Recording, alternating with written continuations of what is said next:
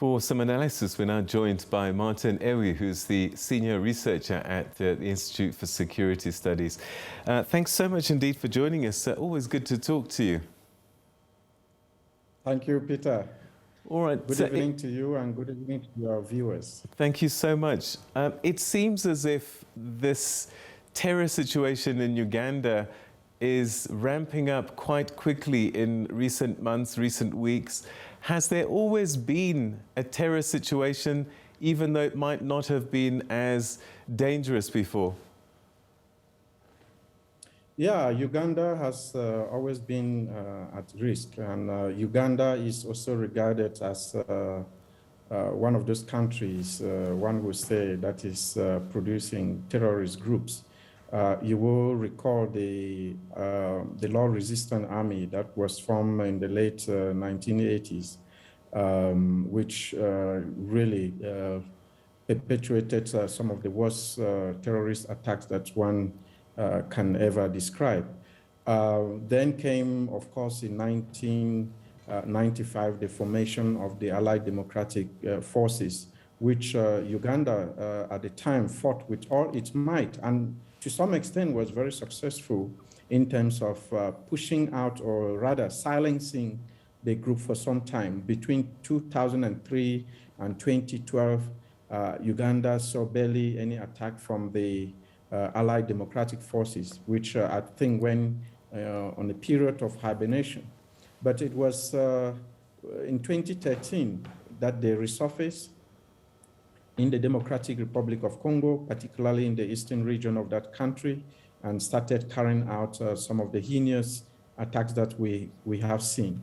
Then now in Uganda, in the past month or so, where the Islamic State has claimed attacks that have been perpetrated by the Allied Democratic Forces, the ADF. And this again really demonstrates the alliance that the two groups are having or have merged since 2019. It seems that these groups in the past had different motives, different reasons for being, the Lord's Resistance Army, ADF. What's in it for ISIL?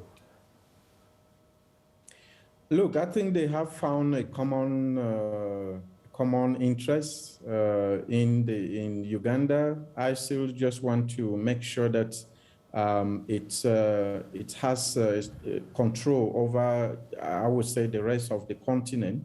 And Uganda is that new front that ISIL will want to open. For the Allied Democratic Forces, this is a way to settle scores. The fact that they were defeated before, now they are coming back in what I think it's a much more strengthened group. They have been able to amass resources through the Islamic State. They have been able to get training through the Islamic State. So they are coming back as a different group. And the interest for them is really to, again, hit back at the government of Museveni, who they criticized when they were formed in 1995. And the whole purpose of forming the ADF was initially to fight against the government of Museveni, whom some of the disgruntled Muslims thought they had been sidelined by the Museveni government. So this is really, for me, an operation to settle scores. Why is Uganda so vulnerable? I mean, if one considers these latest attacks, one of them outside Parliament. Indeed, these are very strategic places. They also want to tell the people that, they can strike at some very critical site where, they are least expected. And again, to really show how bold they are, they also had to attack at the police station. So this is a fight that is not going to end today or, anytime soon. Because we've seen when terrorist groups, especially terrorist groups associated with the Islamic State, when they come back. We saw Boko Haram in Nigeria, When they went on a period of hiatus, when they resurfaced as a different group, which was much more ferocious. It was a group that was much more dangerous. I think we could see the same with the Allied Democratic Forces. All right, so you say that these two, the Allied Democratic Forces and ISIL, are actually working together now? They are working together. They formed this alliance in 2019 when they met in the Democratic Republic of the Congo, where both have actually been carrying out attacks. The ADF is regarded as the wing of the Islamic State Central Africa Province, ISCAP, and therefore whatever attacks they carry out, the Islamic State claim responsibility.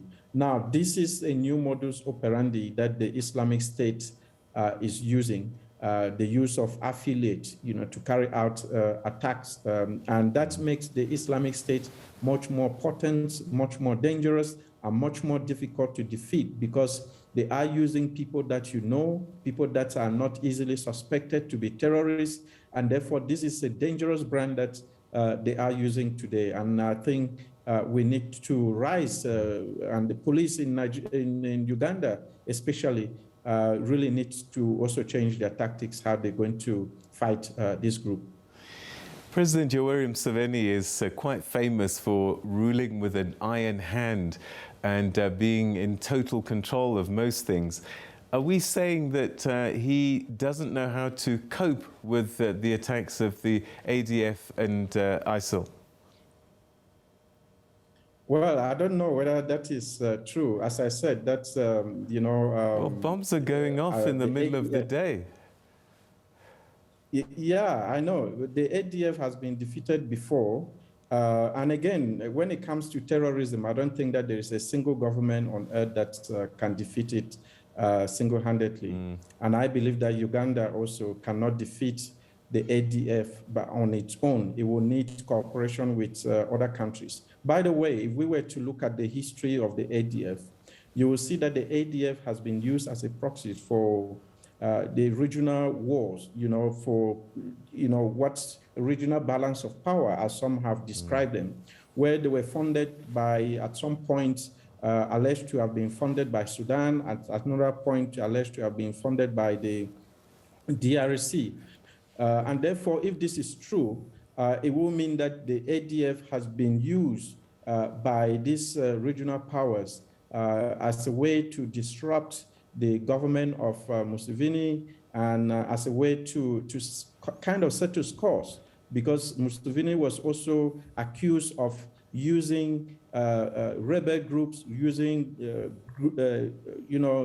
criminal groups in other countries, sponsoring them to disrupt governance in other countries. So this was a game at the time that the ADF was formed. But now the ADF is a completely different group.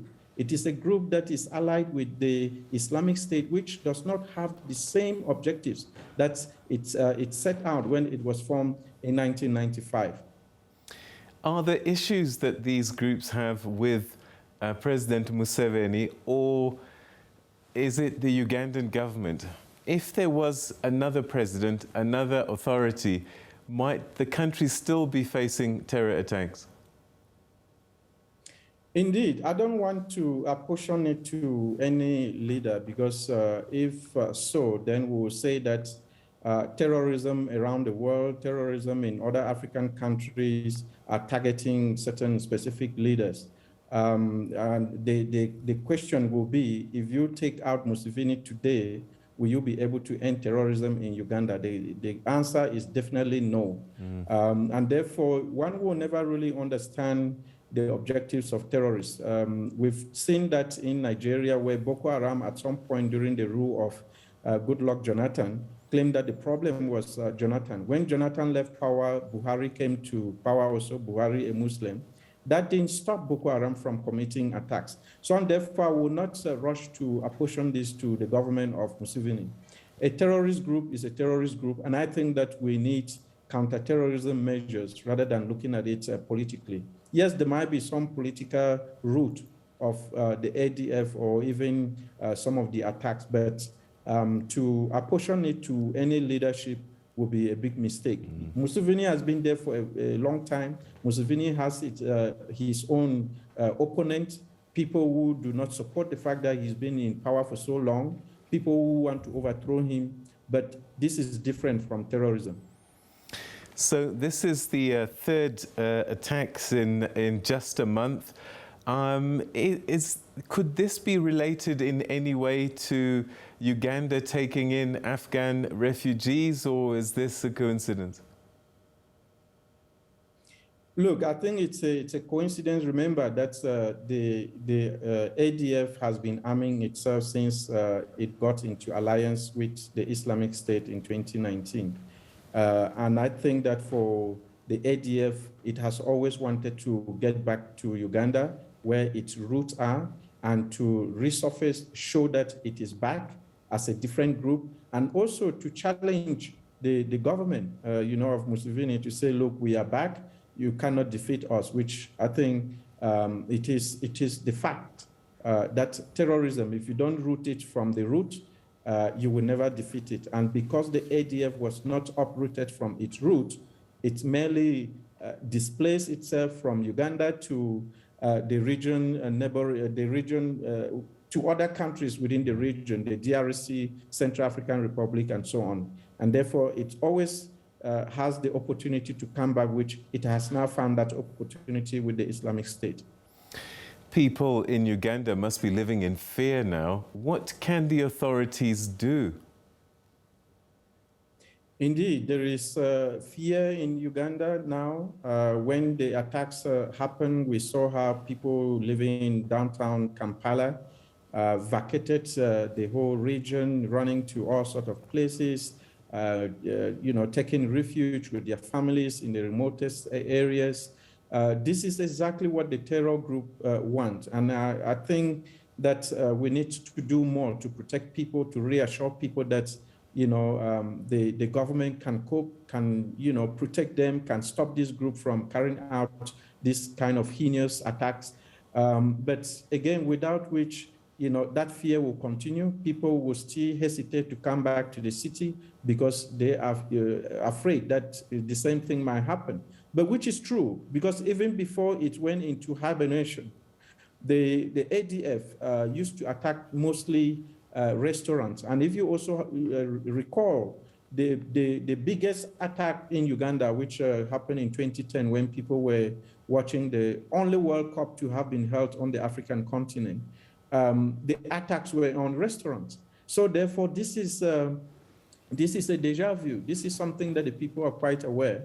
And people living in cities which are close, in places which are close to these public places, restaurants, and other places where people can be, people gather en masse, even markets. These are places that people find very, very dangerous. You remember the two attacks that occurred in October. One was again in a restaurant. The other one was in a bus. So it is really modus operandi that the people are getting to know very well. All right. Perhaps finally, are you fearful that we might see an escalation of these kinds of attacks in the coming weeks and months?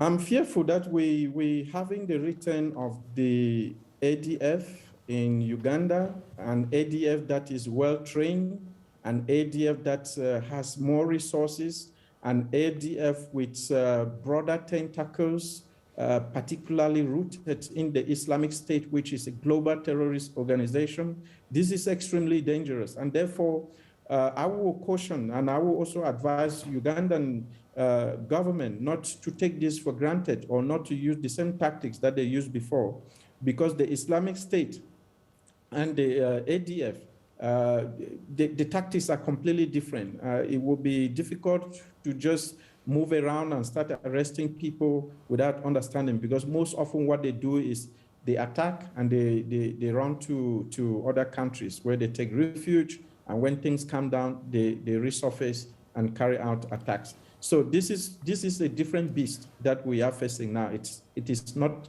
the ADF in the 1990s. Martin Ewi, we're going to have to leave it there. Thank you so much indeed for joining us. Your insights always greatly appreciated on the program. Thank you very much, Peter. Always a pleasure to talk to you. Thank you. All right, that's Martin Ewi, who's a Senior Researcher, International Crime in Africa Program at ISIS.